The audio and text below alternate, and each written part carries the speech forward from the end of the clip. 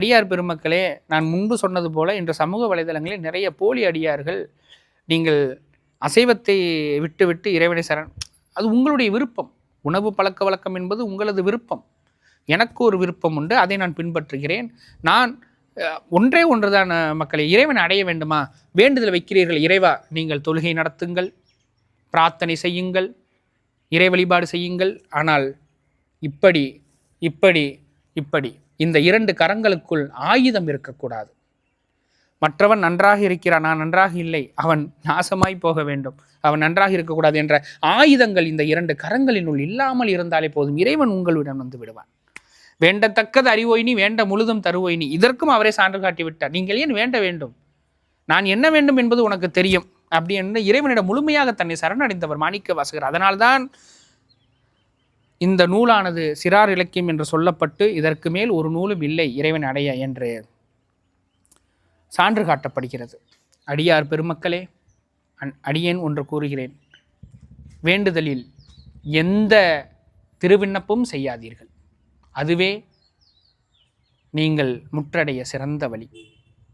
உங்கள் ஆன்மாவை விட உலகில் உயர்ந்த நீதிமன்றம், நீதி வழங்கும் மன்றம் ஒன்று இல்லை. நீதிமன்றங்களுக்கெல்லாம் உயர்ந்த நீதிமன்றம் ஒருவரிய மனசாட்சி என்பது மாணிக்க வாசகர் வாக்கு. அதனால் தானே ஆன்ம உருவான சிவபெருமானுக்கு அவர் கோயில் எழுப்புகிறார். ஆனால் ருத்ரபாகத்திற்கு இடம் கொடுக்காமல் ஆன்ம வடிவம் என்று உணர்த்தப்பட்டதால் தான் பின்னாடி அது ஆவுடையார் கோயில் என்று மாறுகிறது. இன்றும் நீங்கள் சென்றால் கொடிமரம், நந்தி, பலிபீடம் எதுவும் இருக்காது. வீதியில் இருந்தபடியே இறைவனை தரிசிக்கலாம். அங்கு ஒரு காட்சிக்காக கோலை வைத்திருப்பார்கள். அதனால் உங்கள் மனம் சொல்வதை மட்டுமே கேளுங்கள். அருளாளர்கள் என்ற போர்வையில் பலர் வள வந்து கொண்டிருக்கிறார்கள். அவர்கள் உங்களுக்கு தீட்டு பரிகாரங்கள் இதை பற்றி உபதேசங்களை செய்து கொண்டு இறைவனை உங்களுடைய மனதில் இருந்து முற்றுமையாக அளிக்கிறார்கள். நீங்கள் ஏன் குருவாக மனிதரை ஏற்கிறீர்கள்? இறைவனை ஏற்க மாணிக்க வாசகர் குருவாக இறைவனை ஏற்றார். அறுபுறத்தொருவன் அவனியில் வந்த அருளைய பெருமை. எனக்கு அவனே வந்தான், விண்ணக தேவரும் நன்னவும் மாட்டான்.